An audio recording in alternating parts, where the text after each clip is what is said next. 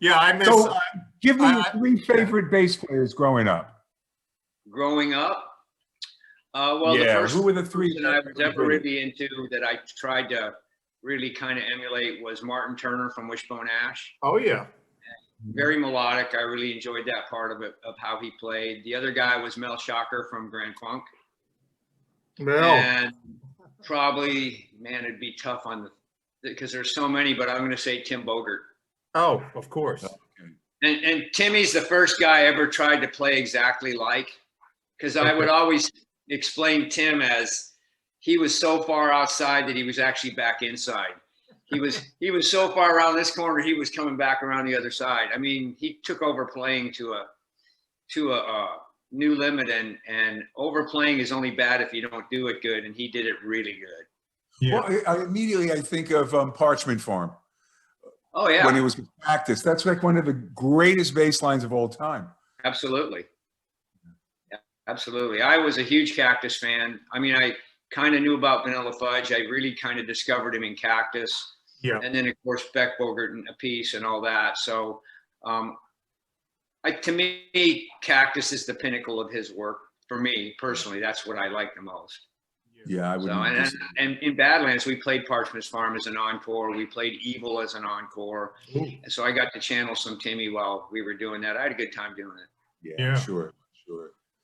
But you came to the bass, I guess because you were athletic, and the other guys in the band were afraid of getting beat up because they had long hair. And according to your legend, after your first rehearsal, you decided, that's it, I'm a bass player. That is true. Some guys that were a couple years younger than me, everyone hung around at the grade school at night where they had the little league games, and everyone hung around there because there were girls there. And I was kind of a loner, just kind of off on my own.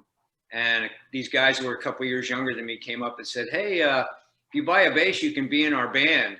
Well, I had just graduated high school, and I wasn't really sure what I was going to do. I knew I wasn't going to college. And I went into the pawn shop and bought like a $70 bass. It was the biggest piece of junk on the planet. And they had an amp.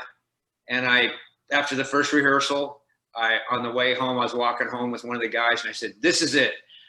I'm going to be a bass player. This is going to be my career." And of course, they were happy. I found out about 6 months later. I said, "Hey, why'd you guys even ask me to be in the band? I mean, I'm not a musician." They said, "Well, you're like the biggest hard ass in our neighborhood. We figured if you got in the band with us, the other guys would leave us alone, the other jocks." And I said, "Did it work?" And they said, "Oh yeah." And so I kind of became a musician out of the weirdest possible circumstances. But you certainly that's so see that, funny. David. Why go to Berkeley or University of Miami? See that? Just pump iron. That's all you need That's to do. it. If I'd have known better, yeah. It's so funny because everyone else we've interviewed, and we've done about 15, 16, and I started out on piano when I was I played clarinet. Oh no, I was a first baseman. I could beat up most of the guys in my neighborhood. I got in the band that way. That's it. That's it.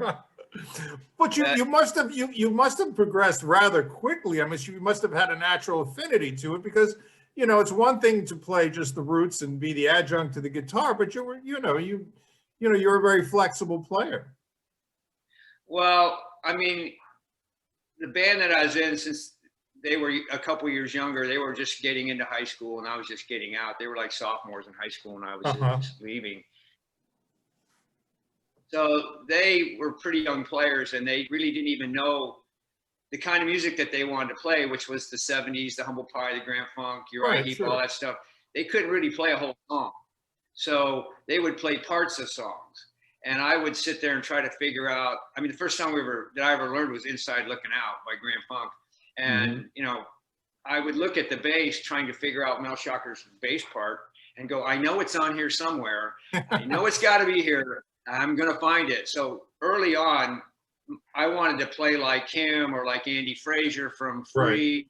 Right. I'd been playing 6 months, and I'm trying to figure out the bass solo to Mr. Big. Mr. Big, And there was no YouTube or anything like that, and there's no way of going on YouTube and getting a bass lesson. You just took a roll of quarters and stuck it on the needle of your record player to slow it down so you could figure out, what is he doing there? how come that note is bent? Why is he bending it? Where is he bending it? What's wrong with him? And so I really was aiming high right out of the gate, you know,